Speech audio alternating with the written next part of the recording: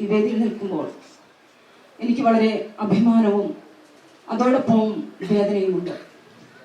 അഭിമാനം ഉണ്ടെന്ന് പറയുന്നത് 10 വർഷക്കാലത്തെ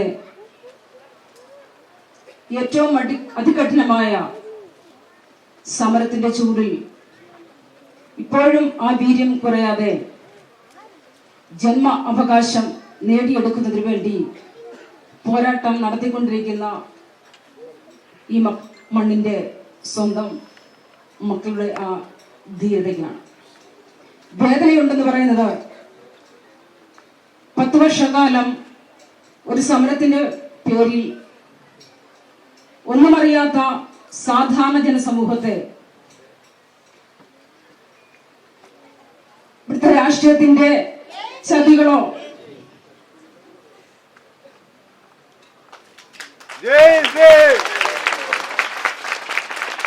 രാഷ്ട്രീയത്തിന്റെ കുതന്ത്രങ്ങളോ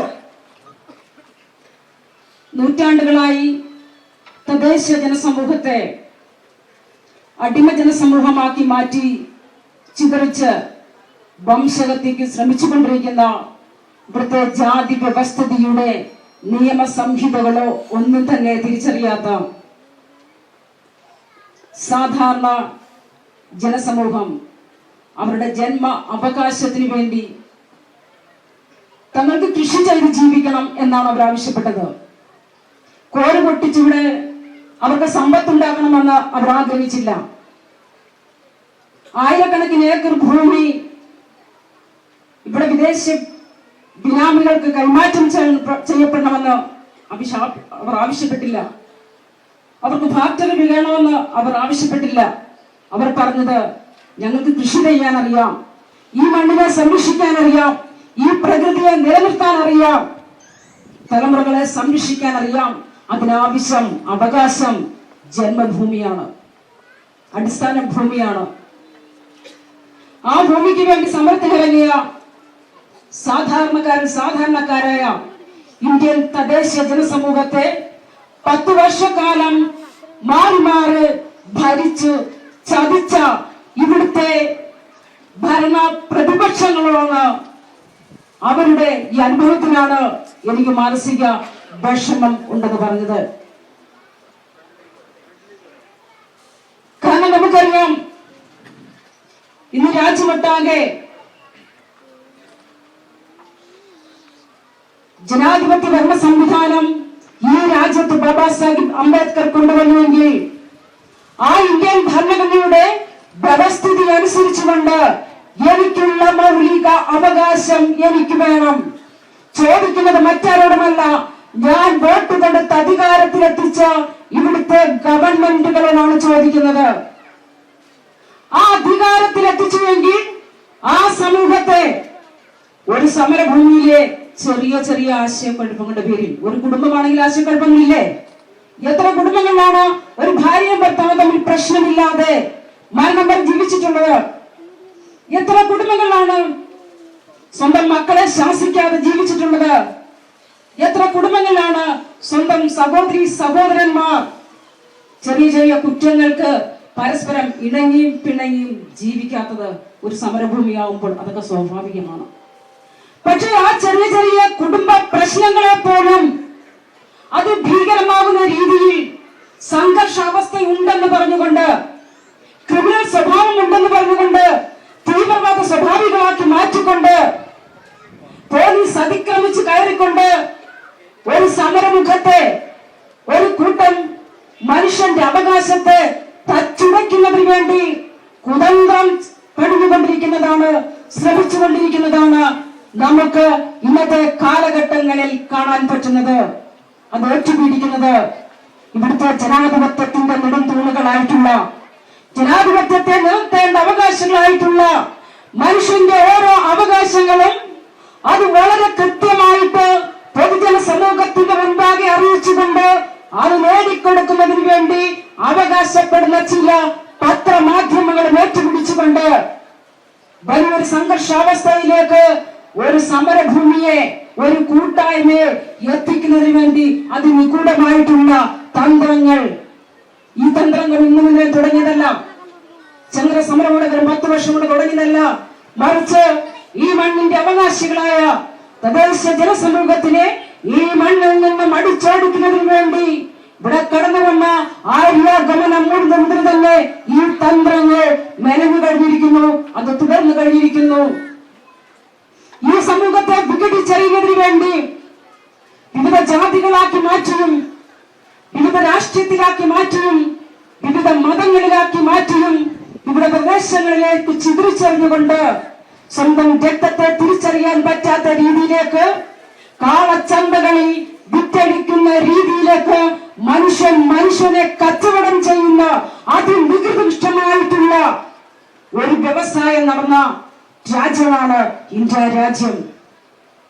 എന്തായാലും നമുക്കറിയാം, യജമാനൻ അയ്യൻകാളിയുടെ ജന്മവും വംശീയ സ്വഭാവത്തിലേക്ക് സവർണൻ ജാതീയമായിട്ട് വേർതിരിച്ചിട്ടുള്ളവർ പൊതുസമൂഹം കാണുന്നത് അടിമ ജനതയാണെന്നുണ്ടെങ്കിൽ ആ അടിമ ജനസമൂഹം ഒരു വംശമായതുകൊണ്ട് ആ അടിമ ജനസമൂഹത്തിന്റെ അവകാശം കൊടുകുത്തിയല്ല, മറിച്ച് അവകാശം സ്വയം നേടിയെടുക്കുന്നതിന് വേണ്ടി ഇറങ്ങിത്തിരിച്ച അയ്യൻകാളി യജമാനൻ എവിടെ സമരം കിടന്നിട്ടാണ് ഇവിടെ സഞ്ചാര സ്വാതന്ത്ര്യം നമുക്കും നമ്മുടെ തലമുറയ്ക്കും നേരിടുന്നത്? എവിടെ സമരം കിടന്നിട്ടാണ് നമ്മുടെ കുഞ്ഞുങ്ങൾക്കും നമ്മൾക്കും വിദ്യാഭ്യാസത്തിനുള്ള സ്വാതന്ത്ര്യം നേടിത്തുന്നത്? എവിടെ സമരം കിടന്നിട്ടാണ് എനിക്ക് ഈ വസ്ത്രം എടുത്തുകൊണ്ട് എന്റെ മാറി മറയ്ക്കാൻ അയ്യൻകാളി യജമാനൻ അവകാശം നേടിത്തുന്നത്? എവിടെയും സമരം കിടന്നിട്ടല്ല, മറിച്ച് ആ അവകാശം നേടിക്കൊടുത്തു, ചെയ്തു കൊടുക്കുകയാണ് ചെയ്തത്. ഒരു സമരവും കിടന്നിട്ടല്ല. ബാബാ സാഹേബ് അംബേദ്കർ ഇന്ത്യൻ ജനതയായിട്ടുള്ള നമുക്ക് വോട്ടവകാശം നേടിത്തന്നത് ഈ രാജ്യത്തിന്റെ അവകാശികളെ നിർണയിക്കുന്നതിന് വേണ്ടി, ഈ രാജ്യം എങ്ങോട്ട് ചലിക്കണമെന്ന് അവകാശികളെ സൃഷ്ടിച്ചെടുക്കുന്നതിന് വേണ്ടി കാളകൾക്കൊപ്പം മൃഗങ്ങൾക്കൊപ്പം സെൻസസ് എടുത്തുകൊണ്ടിരുന്ന ഇവിടുത്തെ ഇന്ത്യൻ ജനസമൂഹത്തിന്റെ പൗരമൂല്യമായിട്ടുള്ള വോട്ടവകാശം കേന്ദ്രീകരിച്ചുകൊണ്ട് ഇന്ത്യൻ രാജ്യത്തിന്റെ ഓരോ പ്രാദേശിക മേഖലയുടെയും ഭരണകൂടങ്ങളെ സൃഷ്ടിക്കുന്നതിന് വേണ്ടി വോട്ട് മൂല്യം കേന്ദ്രീകരിച്ചുവെങ്കിൽ എന്തുകൊണ്ട് നമുക്ക് സാധിക്കുന്നില്ല? എന്തുകൊണ്ട് നമ്മൾ ഇത്തരത്തിലായി മാറി? ജാതിയുടെയും ഉപജാതിയുടെയും പേരിൽ തമ്മിലടിച്ചുകൊണ്ട് വിവിധ രാഷ്ട്രീയ പ്രസ്ഥാനങ്ങൾക്ക് അധികാരികളായി മാറ്റപ്പെടുന്നതിന് വേണ്ടി രക്തസാക്ഷികളെ സൃഷ്ടിക്കും. രക്തസാക്ഷികളായി മാറ്റപ്പെട്ടുകൊണ്ടും വിവിധ മതങ്ങളിലേക്ക് മാറി നിന്നുകൊണ്ട് സ്വന്തം രക്തങ്ങളെ തിരിച്ചറിയാൻ പറ്റാത്ത രീതിയിലേക്ക് പരസ്പരം പേര് വിളിക്കുന്ന ഒരു സമൂഹമായി നമ്മൾ മാറിയിരിക്കുന്നു. സ്വന്തം പ്രദേശത്തുള്ളവർ തൊട്ടടുത്ത കൂടപ്പിറപ്പുകളാണെങ്കിൽ പോലും കാണാനോ പങ്കുവയ്ക്കാനോ അവർക്ക് സാധ്യമല്ലാത്ത രീതിയിലേക്ക് നമ്മളെ വിഘടിപ്പിച്ചു കഴിഞ്ഞിരിക്കുന്നു. ആ ബ്രാഹ്മണിസത്തിന്റെ തന്ത്രമാണ് ജനാധിപത്യ ഭരണകൂടം ഇന്ത്യ രാജ്യത്ത് വന്ന് 7 പതിറ്റാണ്ട് കാലം പിന്നിടാൻ പോകുമ്പോഴും ഇന്നും നടപ്പിലാക്കിക്കൊണ്ടേയിരിക്കുന്നു. അതിന്റെ ഇരകളായി എന്റെയും എന്റെ പൂർവികരും മാറ്റപ്പെട്ടുവെങ്കിൽ ഇനിയും എന്റെയും എന്റെ തലമുറകളും മാറ്റപ്പെടാൻ പോകുന്നു. ഈ കാലഘട്ടത്തിലാണ് ഞാനും നിങ്ങളും തീരുമാനമെടുക്കേണ്ടത്. കഴിഞ്ഞ നൂറ്റാണ്ട് കാലത്തെ ചരിത്രം നമ്മുടെ മുമ്പിലുണ്ട്. ഇനിയും എങ്ങനെയാണ് നമ്മൾ മാറേണ്ടതായിട്ടുള്ളത്? സവർണ തമ്പ്രാക്കന്മാർ കെട്ടിച്ചമച്ചു വച്ചിരിക്കുന്ന ജാതി വ്യവസ്ഥയ്ക്ക് അനുസൃതമായി ഇന്ത്യൻ മണ്ണിൽ പിറന്നു വീണ ഈ മണ്ണിന്റെ അവകാശികളായിട്ടുള്ള നമ്മുടെ കുഞ്ഞുങ്ങളെ ബലി കൊടുക്കണമോ കുരുതി കൊടുക്കണമോ എന്ന് നമ്മൾ ആലോചിക്കേണ്ടതായിട്ടുണ്ട്. അതിന്റെ ഒരു വേദി കൂടിയായിട്ട് ഞാൻ ഈ വേദി സങ്കല്പിക്കുന്നു. കാരണം ഇതൊരു സമരമുഖമാണ്. വേദിയിലിരിക്കുന്നവർ എന്ന് പറയുന്നത് ഇന്ത്യയുടെ ഭാവി എങ്ങനെയാകണമെന്ന് നിർണയിക്കാൻ ശേഷിയും കെൽപ്പമുള്ളവരാണ്.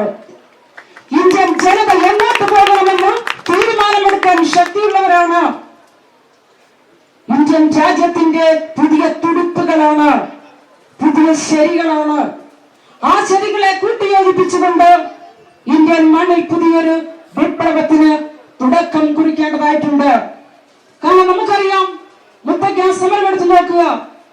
ഒരു ഗവൺമെന്റ് അത് രക്തച്ചൊരിച്ചിലോടുകൂടി ഒരു സമരമാക്കി മാറ്റി നമ്മൾ കണ്ടു. UDF ഇന്നും അതിന്റെ ആ സമരത്തിൽ ഭൂമിക്ക് വേണ്ടി ഇറങ്ങിയ നമ്മുടെ കൂടപ്പുറത്തുകൾ ജീവച്ഛവങ്ങളായിട്ട് ഇന്നും ജീവിക്കുന്നു. കോടതികളിൽ കേസ് പറഞ്ഞുകൊണ്ട് കയറി ഇറങ്ങി കിടക്കുന്നു. മരണപ്പെട്ടവർക്ക് പോലും ഭൂമി ഉണ്ടെങ്കിൽ അതിൽ ജീവിക്കും ജീവിക്കുവാൻ പോലും അവരുടെ കുടുംബാംഗങ്ങൾക്ക് അവകാശമില്ലാത്ത രീതിയിലേക്കായിരിക്കുന്നു.